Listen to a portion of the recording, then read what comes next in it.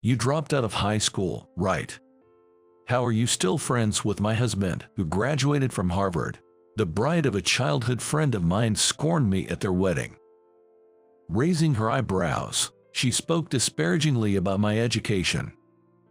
Losers don't belong here, so you can go home now. I'm doing you a favor and marking you as absent today.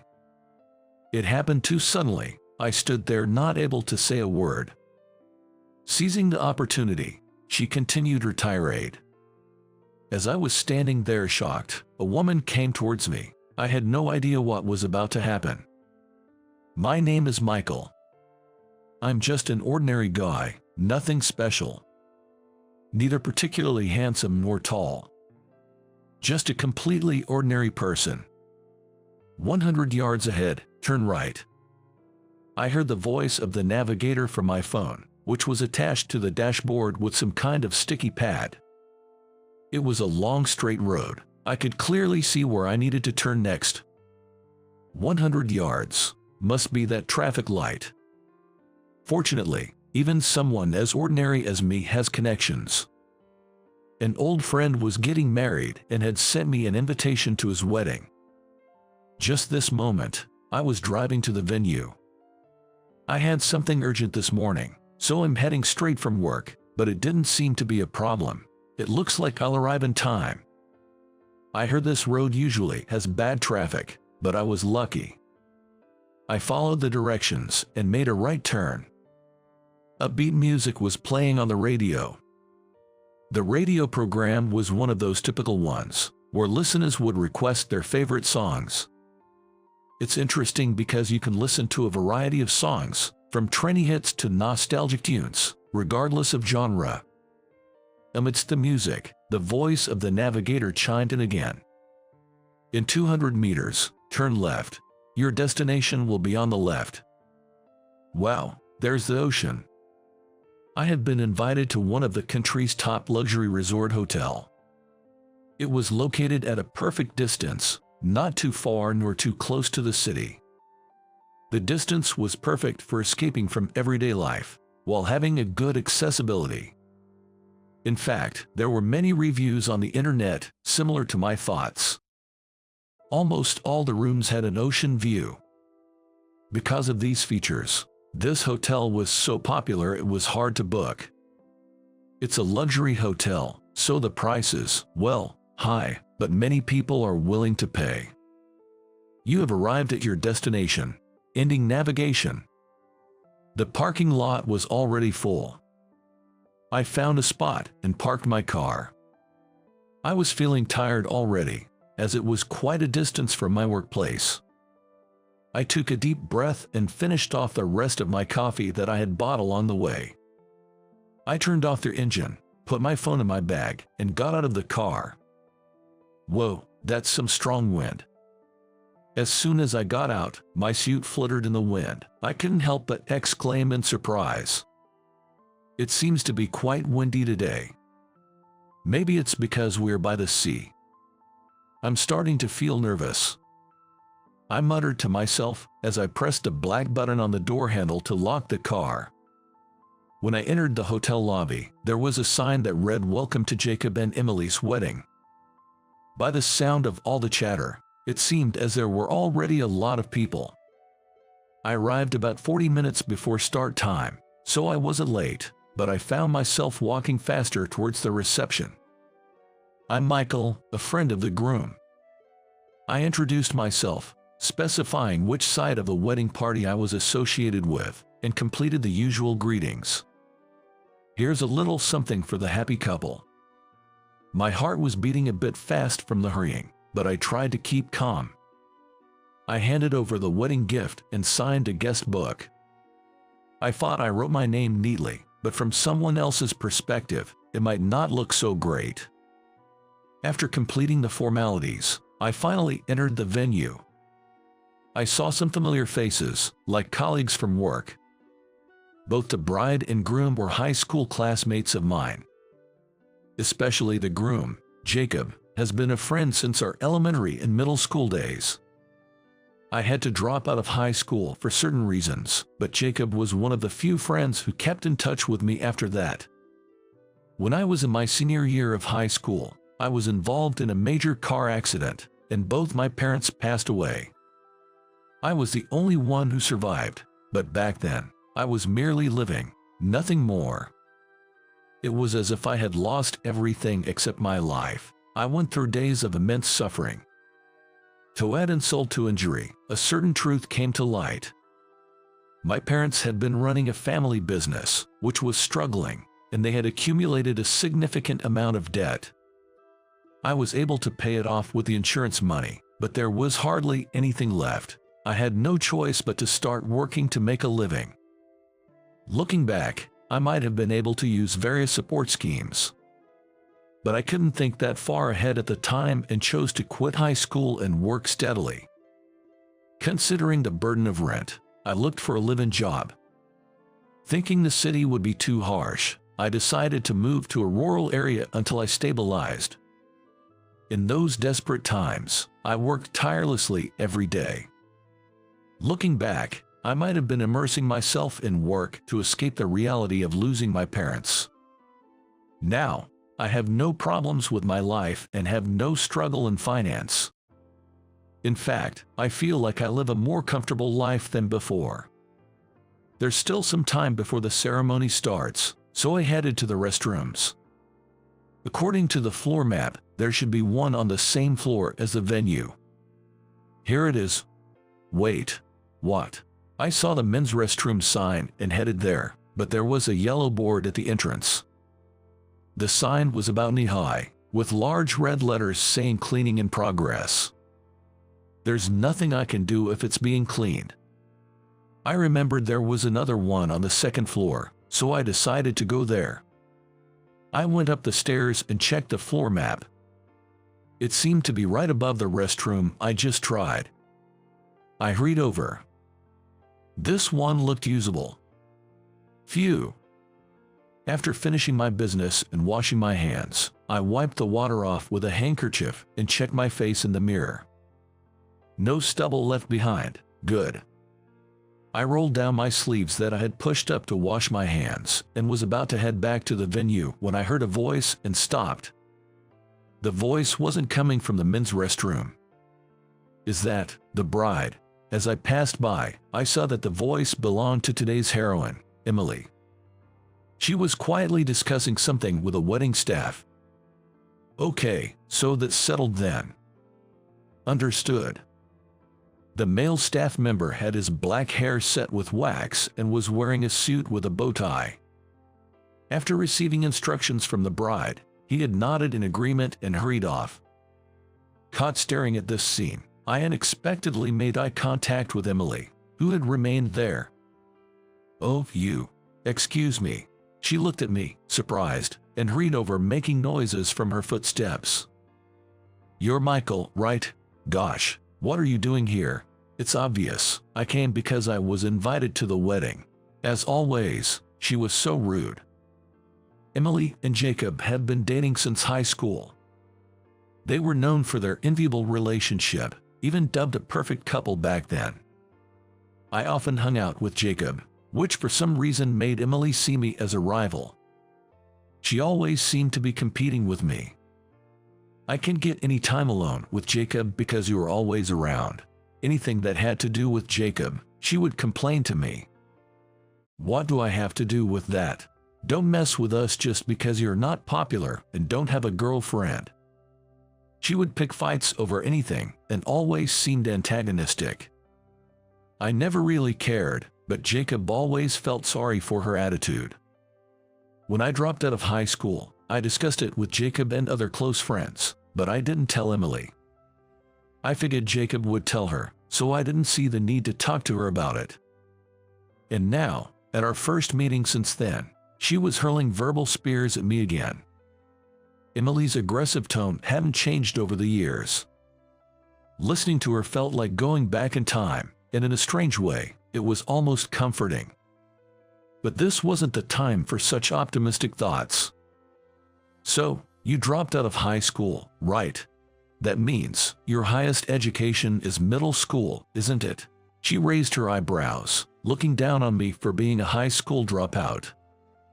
Indeed, These days, getting a college degree isn't that difficult. But she had a reason to mock me.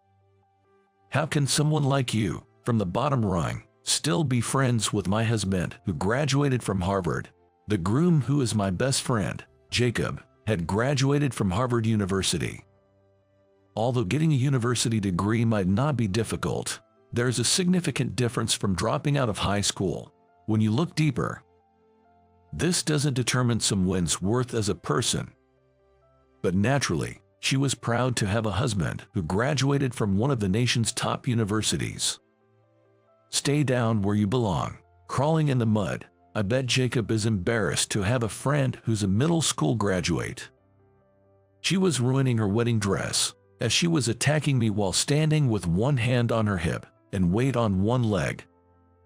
As for me, I was stunned by the sudden insults I had received. I just stood there, not able to say anything back. Taking advantage of my silence, she continued. I get it now. Your job is subcontracting for my husband's work, isn't it? That means you must have to be nice to him. She had a mischievous smile, as if she was plotting something. She also stretched out the ending of the words in an unpleasant way, making it obvious that she was trying to make me uncomfortable. Since my husband is too kind to say it, I'm telling you, Jacob is bothered too. I'll mark you as absent for the wedding. Saying that, her face turned serious. Then, she continued with a lower tone. Just go home already. Also, could you cut ties with my husband? Her sharp words left me speechless again. Emily headed back to the dressing room, paying no attention to me. I stood there in the hallway, watching her leave. I couldn't fathom why she kept hurling such lines at me. Regardless of her intentions, her words were a shock to me. It's true that Emily had always been tough on me and competitive since we were younger. But I remember it as not being about looking down or ridiculing me. So, even Jacob thinks that I'm bothering too. Those words of her hit me hard. I don't know if they are true or not. But what if it turns out that one of my few close friends really thinks of me that way? Maybe dropping out of high school and starting to work was a bad move after all. I had never really thought about it before, but now that she mentioned it, I realized that I had often been surprised by people's reactions to my educational background.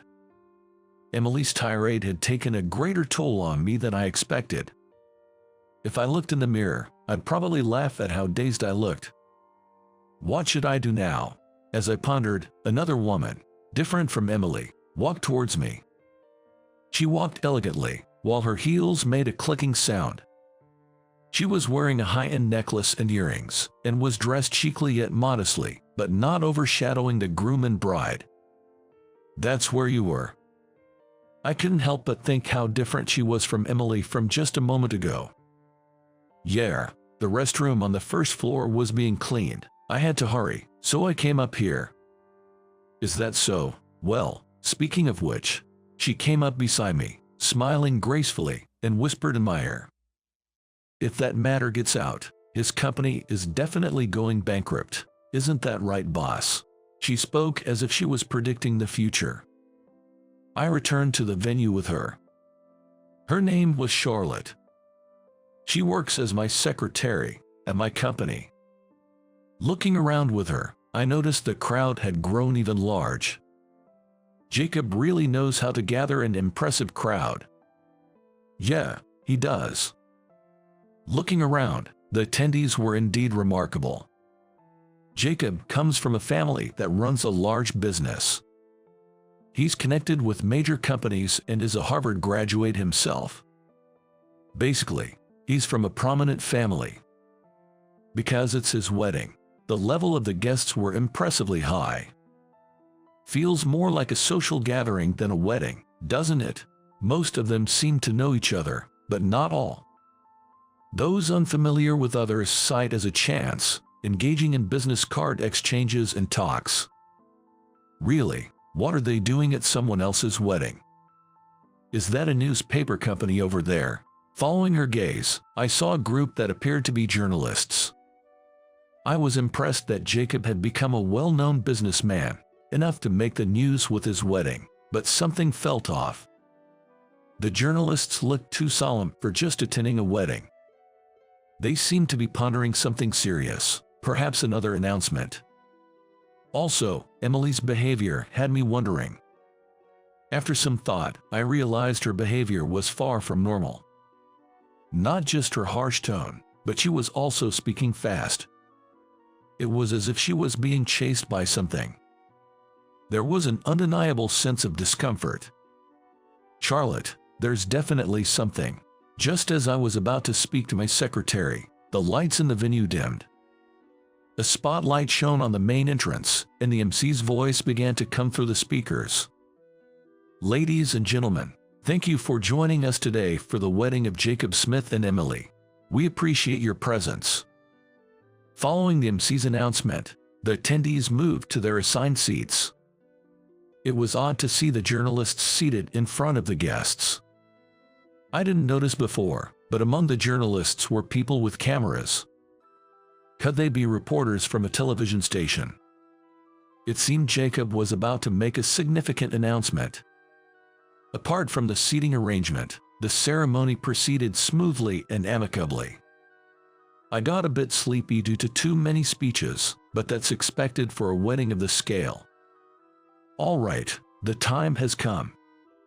The ceremony was almost over. Jacob finally took the microphone. He began by expressing gratitude for being able to celebrate this day. He thanked his parents, colleagues, and even me. "And now, I have another announcement to make. I'm sure this is what the media here is most excited about." Emily beside with teary eyes, Jacob spoke firmly. His attempt at a speech with borderline humorous didn't seem to go over very well. "Ha ha ha." Charlotte was the only one in the audience who seemed to get the joke. Maybe the sarcastic element was a bit too strong. I'll lend my internal critique of his attempt at humor here. I shifted my focus to the groom and listened attentively to his words. Jacob and Emily exchanged glances, as if stealing themselves, then faced forward again. "I have a very important announcement for everyone here. Please listen carefully." With that, he signaled the staff with his hand. Several staff members began setting up a large screen, a laptop, and a projector. The lights dimmed again, and everyone's attention turned to the screen. Cameramans, presumably from a television station, aimed their lens at the screen. Suddenly, there was some commotion at the back of the room. "What is this, Jacob? What are you doing?" The voice belonged to Jacob's father. He was the president of the company, where Jacob serves as an executive. People nearby were trying to calm him down. "Please go ahead." The staff connected the projector to the laptop. After a few seconds of delay, scanned documents appeared on the screen. "Jacob, what have you done?" Seeing the documents, Jacob's father began to cause a scene again. No wonder. The documents were clear evidence of his father's wrongdoing. "Answer me, Jacob, Jacob." But Jacob, the reason of his father's anger, chose to ignore him. Jacob remained calm and continued his explanation. "First, these documents show illegal profits obtained from transactions with clients. We will distribute these files to the media present here, so please rest assured." Meanwhile, his father and others who seemed to have benefited from the misconduct were causing a disturbance. It appeared they were trying to stop Jacob's expose, but he had anticipated this situation.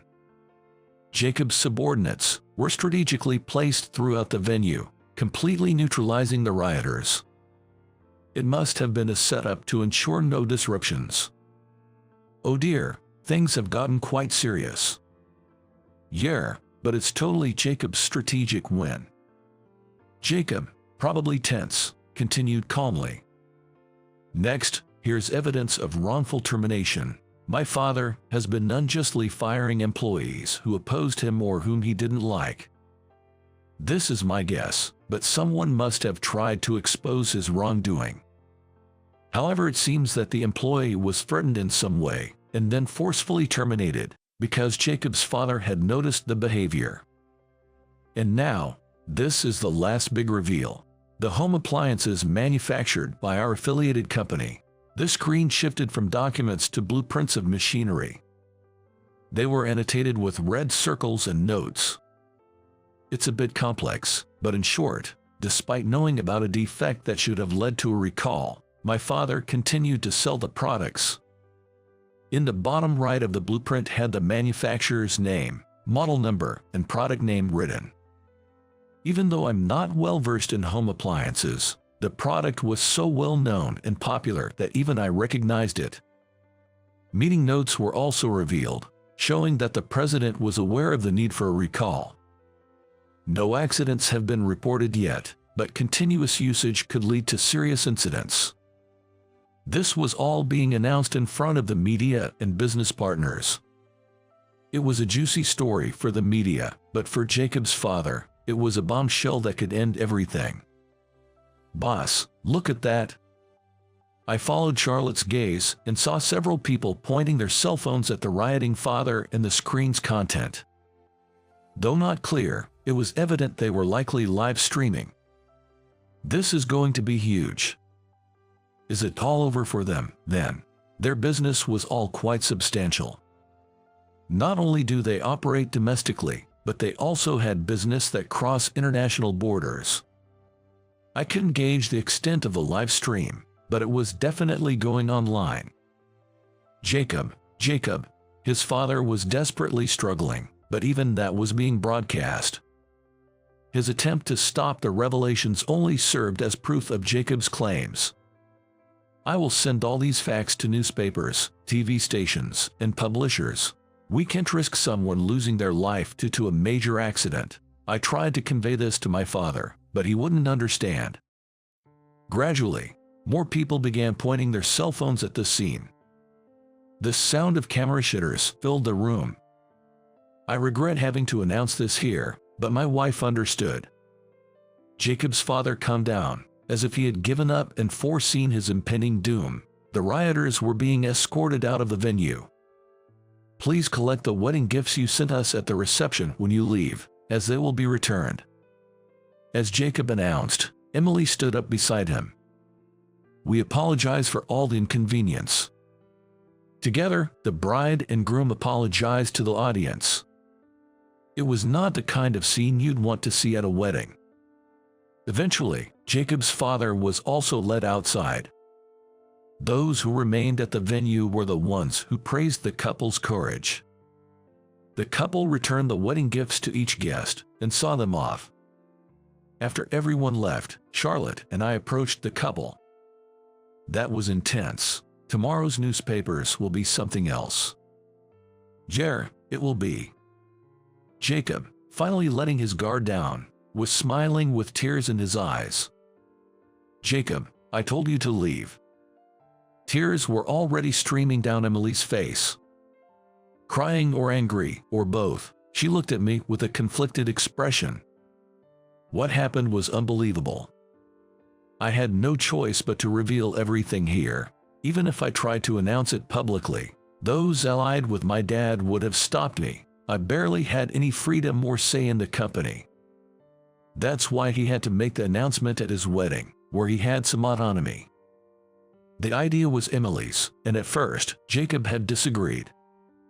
Jacob was worried about ruining such an important occasion, a sentiment I completely understand. But as Emily watched Jacob become increasingly stressed and worn out, she couldn't stand it anymore and persuaded him thoroughly. Eventually, he agreed, which led to today's revelation. What my father did will definitely become a police matter. It's already out in the media, and the stock prices will plummet. I'm not going to get away unscathed either, Jacob said, looking down. However, Emily patted his back. "Ouch. I told you not to cry about it anymore. I've decided to stand by you, hadn't I? Sorry." Ever since high school, it seemed Jacob had always been under Emily's thumb. "But what about my job? That's why I'm telling you, if it comes to that, I'll support us." "Emily, Her resolve was remarkable. Her words weren't something one could say lightly. Watching the timid Jacob and the assertive Emily, I couldn't help but burst into laughter. Ha ha ha! Charlotte, though silent, seemed to be laughing too. Hey, what's so funny? Just, the power dynamics in your marriage are exactly as I imagined, and well, what's that supposed to mean? As adults, Jacob and I often talked as business partners. But laughing together, it felt like we were just friends again. After dropping out of high school, I worked hard. My earnest efforts gradually got recognized, leading to rapid promotions. Eventually, I was headhunted as an executive by my current company. Shortly after, I married the daughter of the then chairman. That seemed to have led me to becoming the president. By the way, my wife's name is Charlotte. She is the woman right here who is also my secretary. I was aware of the wrongdoing by Jacob's father. As you know, Jacob and I are business partners. We were always well informed about each other's affairs. I had thought he might announce it someday, but I never expected it to be today. Speaking of which, Emily. What is it? She awkwardly looked away from me. Was this morning's outburst, by any chance? No, it wasn't like that. Leave and cut ties, she said. Could it be that Emily's harsh words were spoken to protect me? The revelation could have escalated the situation further. I might have been injured in the ensuing chaos. And if anything happened to Jacob, as his partner, I could have been affected too. It seems like that was her own way of looking out for me. Is that so? You've always been a contrarian, haven't you? That's not what I meant. Emily's personality makes it hard to know her true intentions. Well, it's fine. I'll just assume she was protecting me in her own way. Emily was the one who chose the guests for the wedding. Due to the announcement, she focused on inviting media personnel, company associates, and those directly involved in the wrongdoing. However, Jacob insisted on sending me an invitation. My presence wasn't really what Emily wanted. That's why she tried to send me away in that manner. Thinking about it, I realized the odd feeling I had before the ceremony started. There were no private relations from either family present. That must have been why it felt more like a stiff social event. This also might have been another consideration of Emily's. Sorry about, Suddenly, Emily apologized to me in a small voice. I stared at her, wide-eyed, surprised at what she had just said. What? No, nothing. Just surprised, that's all. Emily was now suddenly meek and hesitant. Seeing her like this, Jacob chuckled softly. Don't laugh at that. Sorry. Well, what you said to me earlier was a shock, but if it was to protect me, I'm grateful. As I half-jokingly expressed my thanks, Emily's ears turned bright red. That's not what I meant. You're such an annoying guy. You haven't changed at all since high school. And you haven't changed either, Emily. Like I laughed with Jacob, this reminded me again that some things really haven't changed. Though our positions and ages have changed beyond recognition, our fundamental nature remains the same as it was in high school. After a while, Jacob's company went bankrupt. Jacob abandoned his role as an executive and decided to start a new business of his own. I haven't heard the details yet, but he told me he wants to work on saving children without families. The reason I came to think this way is because of what happened to you, Michael.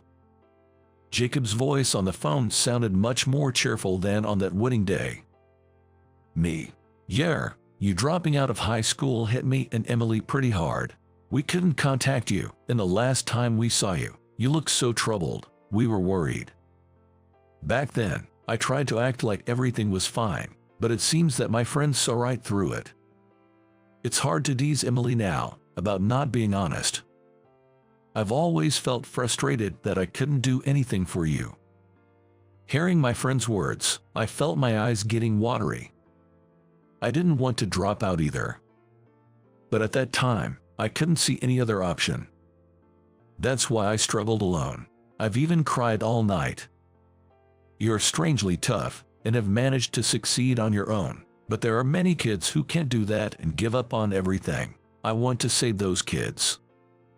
The part about being strangely tough was a bit much, but I can't compete with his kindness and sense of justice. Hey, Jacob, if it's okay, let me support your new business. Really, you do that?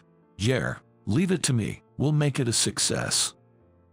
I felt proud from the bottom of my heart for having Jacob as a best friend.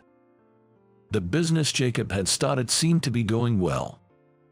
Though not aimed at profit-making and apparently tough in management, it seemed a fulfilling work that brings smiles back to children's faces. When we talked about it at a meeting, he too was smiling. Despite the additional wrinkles, his face was just like it was in high school. Some things change with time, others do not. How we spend our time gradually changes our hearts. It's a kind of growth, in a way. But Jacob's straightforwardness and sense of justice are things I hope never to be lost. Reflecting on all that happened, that's what I've come to believe.